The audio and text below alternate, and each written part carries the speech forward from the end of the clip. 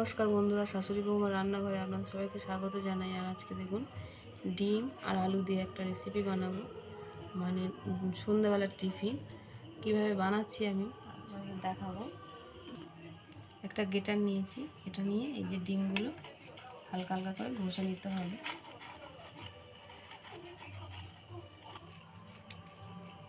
এইভাবে ঘষে নিলে দলা পাকিয়ে যাবে না বা বড় বড় ডালাটা থেকে যাবে না, তাই জন্য এইভাবে ঘষে নিচ্ছি। আলুগুলো এইভাবে একই রকমভাবে ঘষে নেবে।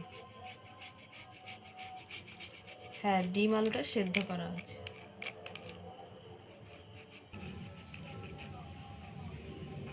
আলু আর ডিমটাকে ভালো করে ঘষে নিয়েছি, দেখুন একদম।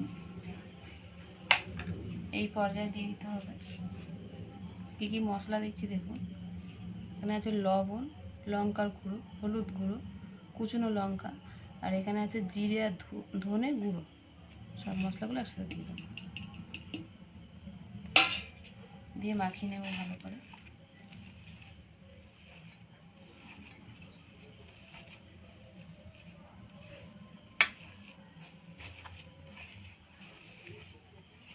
একটু চটকিয়ে চটকিয়ে মেখে নিতে হবে।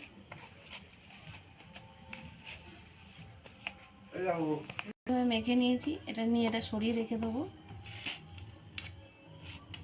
আর এই বেসন নিয়ে নিয়েছি, বেসনটা ফাটিয়ে নেব।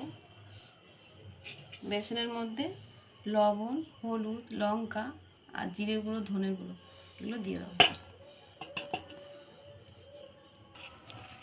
মশলাটা একসাথে মাখিয়ে নিয়েছি। এবার অল্প অল্প করে জল দিয়ে একটা ব্যাটার বানিয়ে নেব। আগে একসাথে জলটা দেবো না।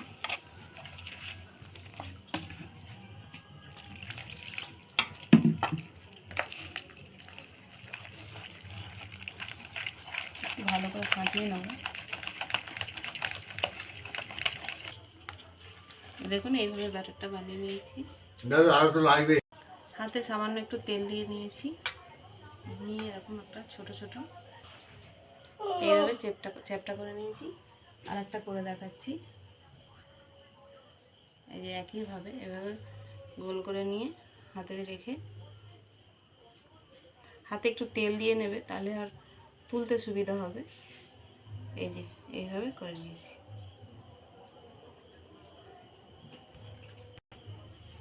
এটা পরে করে নেব অন্য কোনো পরে, আর এটা এখন ভেজে নেব। পাকিয়েছি, এবার এটা ব্যাটারে চুবিয়ে নেবো। এই যে বেসনের যে ব্যাটারটা করে রেখেছিলাম এটার মধ্যে দিয়ে দেবো। এইভাবে একদিন চপ বানিয়ে দেখবেন, চপটা খেতে খুব ভালো লাগে। লোকে আলুর চপ খায়, এটাও ডিমের চপ, এটাও ভালো লাগবে।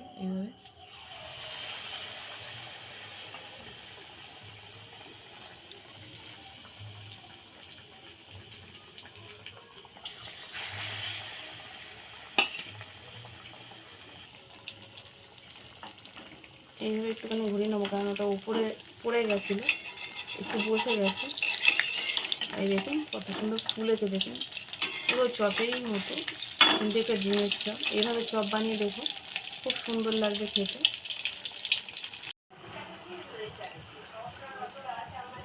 উল্টি পাল্টি ভেজে নিয়েছি, দেখুন লাল লাল করে।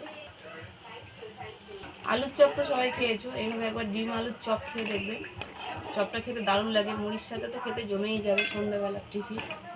দেখুন, আর ভিডিওটা ভালো লাগলে লাইক করবেন, শেয়ার করবেন, আর চ্যানেলটা নতুন হয়ে থাকবে চ্যানেল সাবস্ক্রাইব করে নেবেন।